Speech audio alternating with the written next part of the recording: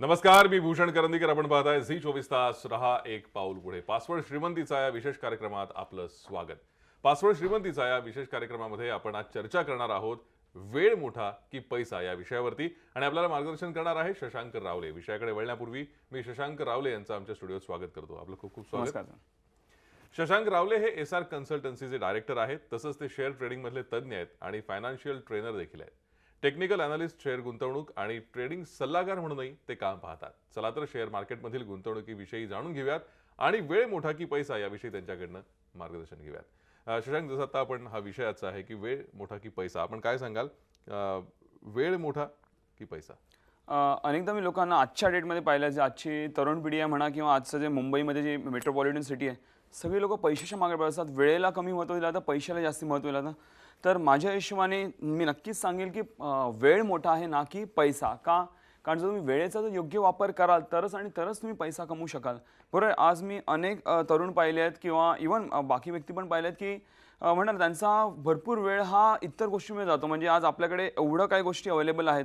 Mobile phones आहे, laptop आहे, online हे ते भरपूर गोष्टी आपल्याकडे अवेलेबल आहेत. त्यामुळे मी पाहिलं की त्यांचा इतर गोष्टींमध्ये जास्त वेळ जातो. त्यांना वाटतं मी भरपूर प्रोडक्टिव्ह वेळ मी घालवला आहे असं त्यांना वाटतं. पण लेट मी टेल यू, आजच्या डेट मी ॲटलिस्ट मुंबईसारख्या शहरामध्ये बघतो मी आज अनेक लोकांना भेटत असतो अख्ख्या महाराष्ट्रात.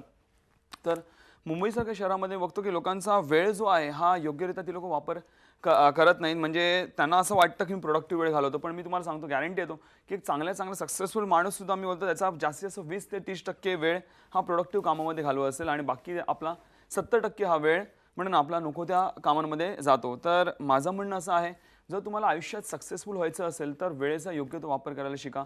का? कारण जर पैसा निघून गेला हातात ना, तर आपण कसंही कमवू शकतो. पण जर वेळ एकदा निघून गेली ती परत आणता येत नाही. काय करता ते तुमचं आयुष्य सक्सेसफुल बनवणार. तुमच्या आयुष्यात मग आर्थिक असो, फायनान्शियल किंवा पर्सनल प्रगती असो किंवा फॅमिली वाईज किंवा बिझनेस वाईज, जॉब वाईज, प्रत्येक प्रगती आहे किंवा हेल्थ वाईज प्रगती, तुम्ही कसं वेळेचा कसा वापर करताय ह्याच्यावर तुमची पूर्ण प्रगती ही डिपेंडेंट असते असं मला वाटतं. खरं आहे. वेळेचा सदुपयोग हीच खरी यशाची आपण म्हणा पायरी आहे. पण आज जसं तुम्ही म्हणाल की तरुणाई पैशाच्या मागे धावताना दिसतेय, मग अशा वेळेला नोकरी करताना, व्यवसाय निवडताना, ज्या व्यवसायात नोकरीमध्ये जास्त पैसा आहे तो कसा निवडावा? मी अनेकदा आणखीन एक गोष्ट पाहिली, आजकालची तरुण पिढी आहे ती शॉर्ट टर्म गेम्समध्ये जास्ती इंटरेस्ट होते. का? कारण आजच्या आपल्या गरजा, स्टँडर्ड ऑफ लिव्हिंगच एवढं वाढलं आहे की आज मी पाहिलं आहे की एक 7-8 हजारची नोकरी करणारा व्यक्तीसुद्धा 40-50 हजारचे फोन घेऊन फिरतो. हे आपलं बेसिक श्रम, म्हणजे त्याचा 3-4 महिन्याचा पगार फक्त फोनमध्येच गेला, मोबाईल फोनमध्ये गेला. तर त्याच्यामुळे आजची तरुण पिढी काय करते की त्यांचं फ्युचर काय आहे त्याच्यामध्ये बघत नाही. आजकाल म्हणतात ना की त्यांच्या बेसिक गरजा आम्ही फटाफट कशा हे करू शकतो, म्हणजे पूर्ण करू शकतो, त्यासाठी ते करतात ती अशी नोकरी किंवा असं काम पत्का त्याच्यावर जास्ती पैसा आहे. लेट मी टेल यू, पहिलं तर मी नोकरीबद्दल मला सांगावं असं वाटेल. जर तुम्ही नोकरी करत असाल तर मी पाहिलं आहे मुलं की कॉल सेंटरचा किंवा अशी शॉर्ट टर्म गेनवाली नोकऱ्या शोधतात. ते नाही बघायचं तुमचं फ्युचर कशामध्ये आहे. भले आजच्या दिवशी तुम्हाला मे बी थोडा कमी पगार असेल किंवा कमी सक्सेस असेल, पण फ्युचर ज्या गोष्टी असतात, म्हणजे नुसतं पैसेच नाही तर तुम्हाला त्या गोष्टीमध्ये काही शिकायला भेटतंय की नाही, त्याची नोकरी करताना तुम्हाला शिकायला भेटते की नाही, आणि तुमची ग्रोथ किती आहे. नॉट ओन्ली फायनान्शियल ग्रोथ, पण इव्हन तुमचं नॉलेज वाईज ग्रोथ त्या कंपनीमध्ये किंवा त्या व्यवसायामध्ये असली पाहिजे. तर हे तुम्ही नक्कीच फॉलो करा. आणि सेकंडली जर बोलायचं म्हटलं अबाउट बिझनेस, अबाउट व्यवसाय, तर अनेकदा मी पाहिलं अरे ह्या व्यवसायात जा, ह्याच्यामध्ये भरपूर पैसा आहे. माझ्या हिशोबाने कुठल्याही व्यवसायामध्ये पैसा नसतो. त्या व्यवसायामध्ये कुठल्या ती व्यक्तीने चांगलं कर्तृत्व गाजवलेलं असतं, म्हणून त्यांनी चांगला पैसा बनवलेला असतो. तुम्ही कुठल्याही व्यवसायात जावा, जर तुम्ही चांगलं कर्तृत्व दाखवलं, चांगलं काम दाखवलं, तर तुम्हाला भरपूर चांगल्या रीतीने पैसा मिळेल. फॉर एक्झाम्पल मला सांगावं असं वाटेल, मी जेव्हा कॉलेजमध्ये होतो तेव्हा आमच्या सरांनी आम्हाला एकदा एक गोष्ट सांगितलेली. ते आम्हाला बोललेले की even though if you are a cobbler, do the best in it. जरी तुम्ही मोची जरी असाल त्याच्यामध्ये चांगलं कराल, तुम्ही आयुष्यामध्ये भरपूर मोठे होऊ शकता. उदाहरण घ्यायचं म्हटलं तर आज मी अनेक वडापाववाले देखील पाहिले जे लाखांनी पैसे कमवतात महिन्याला, जे कदाचित एक चांगले शिकलेले सवरलेले माणसं देखील कमवू शकतात. का? कारण त्यांनी त्याच्यामध्ये आपलं कर्तृत्व दाखवलं, त्या कामामध्ये त्यांनी आपलं म्हणा ना पोटेन्शियल दाखवलं, आपलं एक म्हणणं ना वेगळं स्थान निर्माण केलं आहे. म्हणून माझं म्हणणं असं आहे की नुसतं पैसा ज्या ठिकाणी आहे त्या ठिकाणी जाऊ नका. तर तुम्ही त्या कामामध्ये, आता जसं मी माझं उदाहरण देखील म्हटलं, तर मी ज्यावेळी नवीन स्टॉक मार्केटमध्ये आलेलो, आमचा पूर्ण शेअर मार्केट हाच आमचा व्यवसाय आहे, त्यावेळी माझ्या अनेक लोकांना म्हणाले, तू काय करतो, शेअर मार्केटमध्ये करिअर आहे का, ह्याच्यामध्ये पैसा आहे का, लॉस होऊ शकतो, हे होऊ शकतो, अनेक लोक बोलेल. पण मला कॉन्फिडन्स होता की बाबा मी ह्याच्यामध्ये काम करू शकतो, मी चांगल्या रीतीने माझा पैसा वाढवू शकतो, अनेक लोकांना मी मदत देखील करू शकतो. आणि त्या हिशोबाने मी काम करत गेलो. त्यावेळी मी हे नाही पाहिलं की मला पैसा किती मिळतोय, फक्त आम्ही ह्याच्यामध्ये लावलो की बाबा आम्ही एक्सिलन्स कसं दाखवू. जर तुमच्याकडे एक्सिलन्स आहे म्हणजे म्हणतात ना काबिलियत असेल, तर तुम्हाला कामयाबी म्हणजे सक्सेस तुम्हाला बाय डिफॉल्ट मिळते, तुम्हाला त्यामागे पडायची गरज नाहीये. आजच्या डेटमध्ये जर आपण कुठलंही काम करता फक्त पैशाकडे लक्ष दिला, फक्त पैशाकडे जर मी फोकस ठेवला, तर तुमच्या कामाकडे तुमचं लक्ष लागणार नाही आणि त्यामुळे जर मी काम चांगलं नाही केलं तर तुम्हाला पैसा देखील मिळणार नाही. तर माझं म्हणणं असं आहे की तुम्ही म्हणता ना तुमच्या कामाकडे लक्ष, तुम्हाला पैसा आपोआप फॉलो करेल. खरंय. जर आपण कामाकडे व्यवस्थित लक्ष दिलं, कॉन्सन्ट्रेट केलं, तर पैसा हा आपोआप त्यामागे येतच असतो. पण साधारण जसं तुम्ही म्हणलात की आपली प्रगती कशी होते जर आपण वेळेचा सदुपयोग केला तर जशी प्रगती होत जाते तशी आपली उद्दिष्ट सुद्धा बदलली पाहिजेत का? आणि विशेषतः नोकरी किंवा व्यवसाय करताना आपलं आर्थिक उद्दिष्ट आपण कसं ठरवावं? आपलं आर्थिक उद्दिष्ट ठरवताना पहिल्या 2 गोष्टी आपण लक्षात ठेवा. पहिलं तर अनेकदा लोक फायनान्शियल प्लॅनिंग करतात, फायनान्शियल प्लॅनरकडे जातात किंवा स्वतः फायनान्शियल प्लॅनिंग करतात. ओके, तर आपण जर फायनान्शियल प्लॅनिंग करतोय म्हणजे पुढच्या जर एखादी व्यक्ती यंग असेल, आता जस्ट मॅरिड असेल, तर येणाऱ्या पुढच्या 15 ते 20 वर्षाच्या नंतरच आपण फायनान्शियल प्लॅनिंग करतो, राईट? की बाबा माझं घर किंवा माझं आयुष्य तिथपर्यंत की त्याच्यानंतर, म्हणजे उदाहरण घ्या की माझ्या रिटायरमेंट नंतर माझं आयुष्य चांगलं झालं पाहिजे, ह्याच्यासाठी पण बघतो. पण मी अनेकदा लोक पाहिले ते हे सगळं प्लॅनिंग करताना ती लोक महागाईला कन्सिडरच करत नाही. चांगले चांगले फायनान्शियल अनालिस्ट पाहिलेत मी, सर्टिफाईड फायनान्शियल प्लॅनर पाहिलेत मी, त्यांना पुस्तकामध्ये कधी शिकवलं जात नाही की बाबा महागाई किती वाढणार आहे आणि किती सगळ्या गोष्टींचे दर वाढणार, हे त्यांच्याकडे नॉलेजच नसतं. म्हणून ते काय करतात, आज जेवढी महागाई, आज जेवढा खर्च आहे त्या हिशोबाने त्या व्यक्तीची फायनान्शियल प्लॅनिंग करून टाकतात. आणि त्यावेळी त्यांना वाटतं की बाबा त्यावेळी हे पैसे कामाला येतील, पण त्यावेळी महागाई एवढी वाढलेली असते की त्यावेळी तुमचा 10% पण खर्च त्यातनं निघत नाही. तर पहिली जी बेसिक गोष्ट आहे ती म्हणजे तुमचं फायनान्शियल प्लॅनिंग करताना इन्फ्लेशन रेट कन्सिडर करावा. जे की मी माझ्या लोकांना देखील शिकवतो, बाबा तुम्ही प्रॉपरली जेवढा इन्फ्लेशन वाढतोय, किती वाढतो, हे आम्ही आमच्या प्रशिक्षणामध्ये शिकवतो सगळं. त्या हिशोबाने तुम्ही तुमचे फायनान्शियल गोल्स सेट करावे. मोठा गोल असेल, समजा 20 वर्षानंतर मला बाबा एवढे पैसे लागणार आहेत आणि त्याच्यामध्ये हे एक झालं आणि त्याच्यामध्ये आणखीन 2 गोष्टी काय याव्यात. जर फायनान्शियल प्लॅनिंग करत असाल तुम्ही, तर पहिलं तर रिटायरमेंट नंतर आपल्याला कुठले पैसे लागणार आहे. पहिलं तुम्हाला मेडिकल एक्सपेन्सेस लागणार, बरोबर आहे, ते लक्षात घ्यावं. त्याच्यानंतर तुमच्याकडे रिटायरमेंट फंड असावा आणि तो रिटायरमेंट फंड तुम्ही तुमचं पुढचं आयुष्य म्हणजे तुमचा डेलीचा खर्च, खाण्यापिण्यापासून सगळ्याचा खर्च तुम्ही त्याच्यामध्ये काढू शकता. आपल्याला आपल्या मुलांवरती किंवा आपल्या पुढच्या पिढीवरती डिपेंड राहायची गरज नाही आहे. त्यानंतर तुमचे बाकी काही एक्सपेक्टेशन्स असतील, ओके, म्हणजे तुम्हाला काही म्हणा ना वर्ल्ड टूर करायचं असेल, हे ते जे काही तुमच्या आयुष्यामध्ये तुम्हाला त्याच्यासाठी काय पैसे लागणार आहे, म्हणजे त्याला आम्ही बोलतो लक्झरियस एक्सपेन्स आहेत, त्याच्याकडे पण लक्ष द्यावा. आणि त्याच्यानंतर इव्हन तुमच्याकडे स्वतःचा लाईफ इन्शुरन्स हे प्रत्येक व्यक्तीकडे असायलाच पाहिजे. ओके, जेवढा तुम्ही यंग असताना तुम्ही लाईफ इन्शुरन्स काढाल, ओके, तेवढं तुम्हाला जास्ती चांगलं आहे. आपले जे प्रिव्हियस फायनान्स मिनिस्टर आहेत मिस्टर पी चिदंबरम, त्यांनी सांगितलेलं, बऱ्याच सभेत सांगितलेलं की insurance is a basic product जे की प्रत्येका भारतीयाकडे असलाच पाहिजे. पण भारतामध्ये फक्त 4% लोकांकडे लाईफ इन्शुरन्स आहे आणि 0.25% लोकांकडे काहीतरी जनरल इन्शुरन्स आहेत. म्हणजे एवढं मार्केट बाकी आहे आणि त्यामुळेच त्यांनी त्यावेळी FDI इन इन्शुरन्स आणलेलं, 49% FDI इन इन्शुरन्स आणलेलं. तर प्रत्येकाकडे इन्शुरन्स हे असलंच पाहिजे, कारण आपल्या आयुष्यामध्ये अनसर्टनिटीज येतात की आपल्याला माहीत नाही पुढे जाऊन काय होणार. म्हणजे फिजिकल डिसॅबिलिटी येऊ शकते किंवा जो ब्रेड अर्नर आहे फॅमिलीचा त्याला काही झालं तर आपलं इन्कम स्टॉप होऊ शकतं. तुमच्याकडे प्रॉपर योग्य त्या इन्शुरन्स असेल, ते इन्शुरन्स कसं घ्यायचं हे त्याचं पण आम्ही गायडन्स करतो. उदाहरण घ्या, आम्ही कसे सिस्टम बनवली आहे इन्शुरन्समध्ये की आज समजा उदाहरण घ्या, एक व्यक्ती महिन्याला 20,000 कमवते आणि त्याचा मृत्यू झाला समजा, पुढच्या महिन्यापासून त्याच्या फॅमिलीला 20,000 रुपये यायला लागतात. जर त्याची मृत्यू समजा 3-4 वर्षानंतर झाली आणि त्यावेळी तो मे बी 30,000 रुपये कमवू असेल, पुढच्या महिन्यापासून त्याच्या फॅमिलीला 30,000 रुपये यायला लागतील. असं आम्ही एक इन्शुरन्समध्ये सिस्टम बनवली आहे, जी आम्ही आमच्या प्रशिक्षणामध्ये देखील लोकांना शिकवतो. अशा अनेक गोष्टींबद्दल आम्ही माहिती देत असतो. तर तुमचं फायनान्शियल प्लॅनिंग करताना ह्या सगळ्या गोष्टी आल्याच पाहिजे. आणि लास्टली जर बोलायला गेलं तर फायनान्शियल प्लॅनिंग करताना तुमचे पैसे नुसतं एकाच ठिकाणी गुंतवलेले नसले पाहिजे, तुमचे पैसे वेगवेगळ्या ठिकाणी गुंतवलेले असले पाहिजे. वेल डायव्हर्सिफाईड हा आपला पोर्टफोलिओ असला पाहिजे. म्हणजे इक्विटी असो, प्रॉपर्टी असो, गोल्ड असो, गव्हर्नमेंटच्या अनेक स्कीम्स आहेत, अनेक गोष्टी, आणि काही पैसे आपण बँकेत देखील ठेवू शकतो. अशा वेगवेगळ्या तुमचा वेल डायव्हर्सिफाईड पोर्टफोलिओ असेल तर मार्केट कुठेही जाओ, इकॉनॉमी कुठे जाओ, तुमचा पैसा हा योग्यरित्या वाढताना दिसेल. आणि जे आम्ही आमच्या प्रशिक्षणामध्ये देखील करत असतो. आमचं एक फायनान्स सेशन चालतं, त्याच्यामध्ये आम्ही हे सगळं तऱ्हेचं ज्ञान देतो, बाबा तुमचा कशा रीतीने पैसा गुंतवला पाहिजे. खरं. खरं तर खूप महत्त्वाच्या टप्प्यावर ही चर्चा आली. पण एक छोटीशी विश्रांती इथे घ्यावी लागते. एक छोटासा ब्रेक घेतोय. ब्रेक नंतर लगेचच परतूया. पाहत राहा झी 24 तास, रहा एक पाऊल पुढे. आपण पाहताय पासवर्ड श्रीमंतीचा आमचा विशेष कार्यक्रम पैसा मोठा की वेळ या विषयावर आपण चर्चा करतोय. आपल्या मार्गदर्शन करतायत शशांक रावले. शशांक, आपण मगाशी जसं बघितलं की आपली आर्थिक उद्दिष्ट कशी ठरवावीत. आज आपण बघतो की अनेक तरुण असतील किंवा एकूणच भारतातली जी लोक आहेत ती मटेरियलिस्टिक हॅपीनेस म्हणजे आपण वस्तुनिष्ठ आनंद ज्याला म्हणू शकतो याच्यामध्ये गुंतलेली दिसतात. असं का होतं? मटेरियलिस्टिक हॅपीनेस मी सांगतो मला, म्हणजे वस्तुनिष्ठ म्हणजे लोकांना म्हणतात ना की मोबाईल घेतला, गाडी घेतली, ह्याच्यामध्ये भरपूर जास्ती आनंद आहे. माणसांमध्ये त्यांना आनंद राहिला नाही. आजच्या मी पाहिलं म्हणजे आजच्या वेळी पैशाच्या मागे किंवा त्या हॅपीनेसच्या मागे लोक माणुसकी देखील विसरून जातात.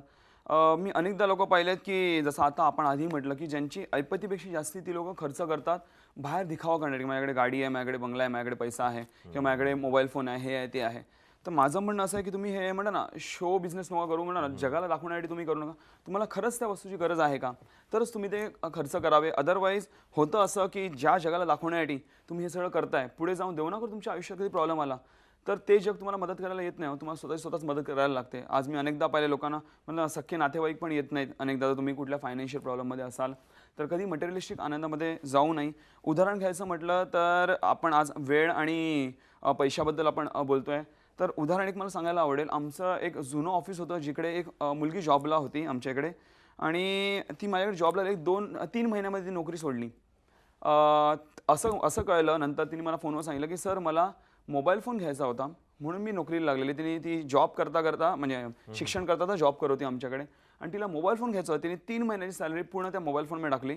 आणि त्याच्यानंतर ती बोलते की नाही सर मला मोबाईल फोन मिळाला, आता मी सोडते जॉब.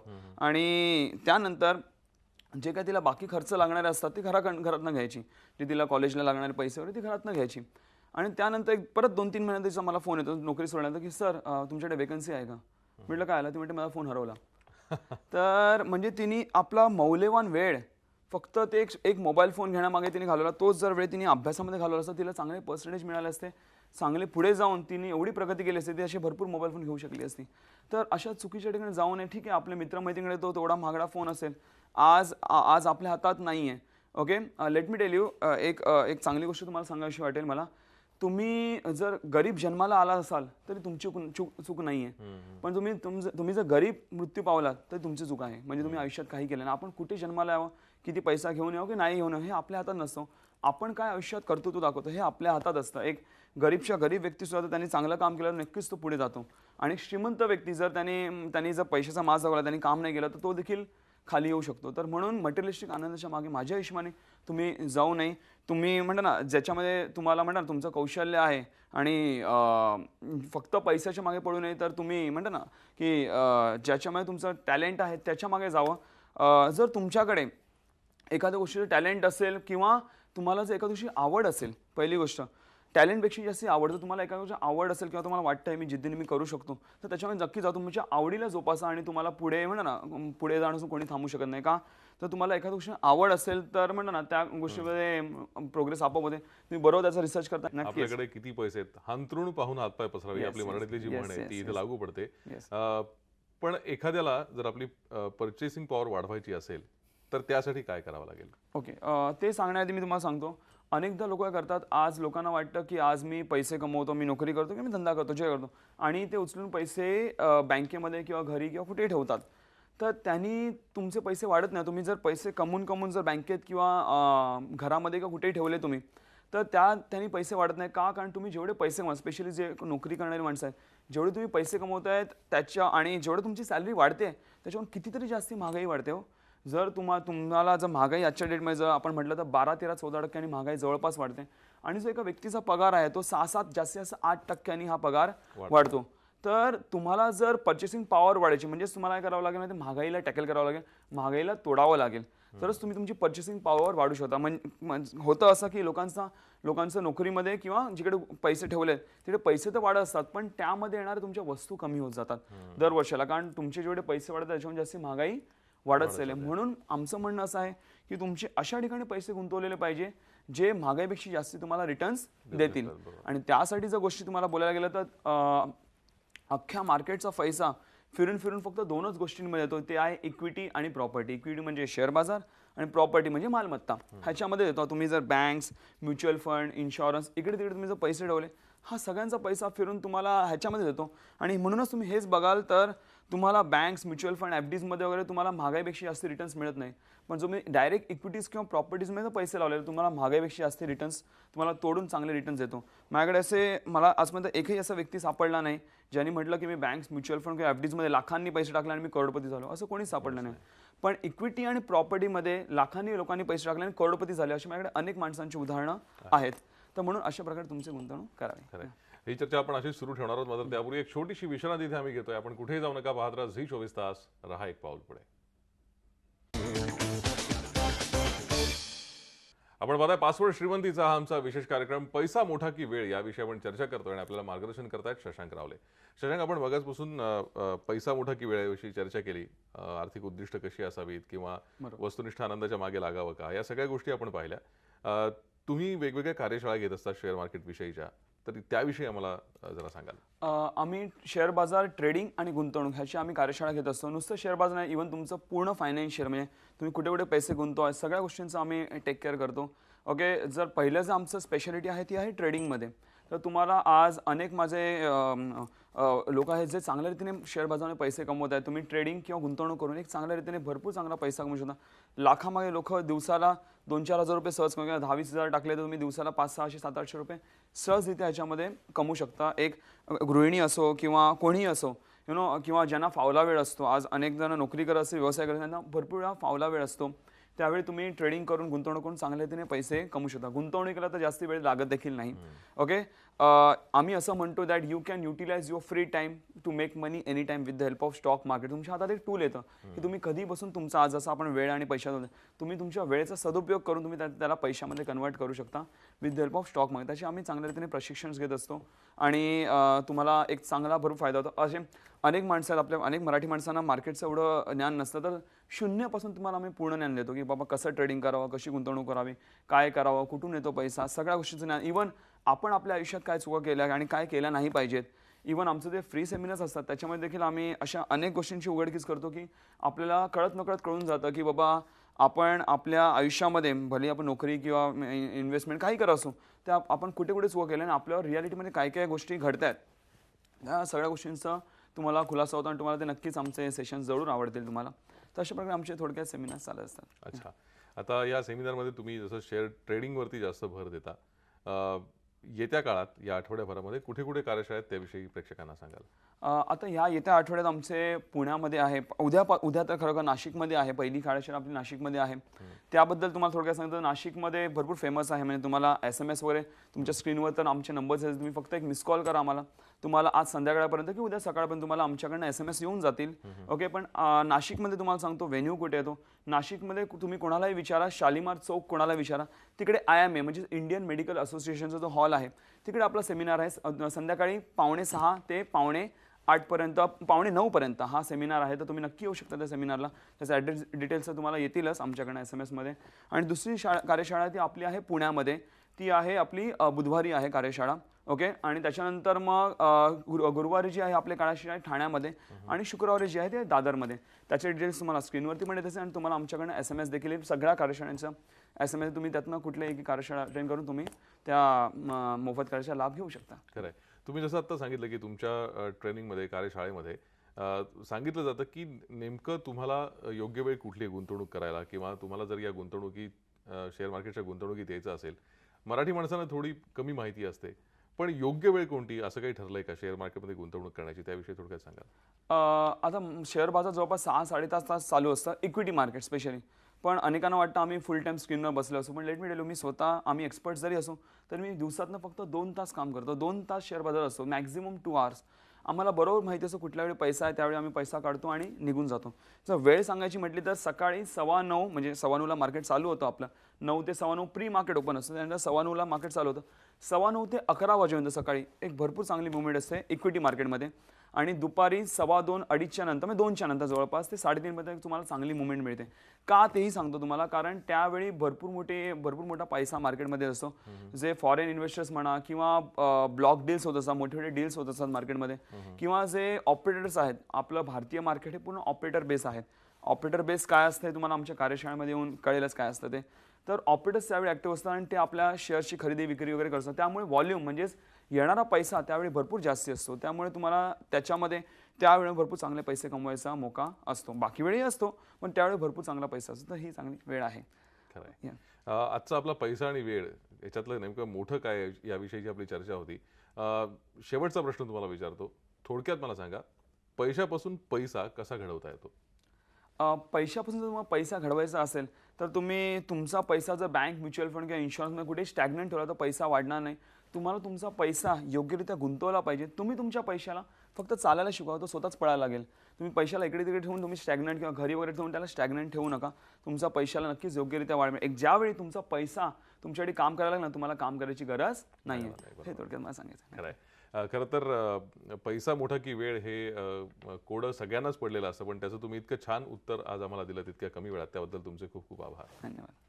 पासवर्ड श्रीमंतीचा या विशेष कार्यक्रमात आज इथेच थांबतोय. त्याच्या बातम्यांसाठी पण पाहत राहा झी 24 तास. रहा एक पाऊल पुढे.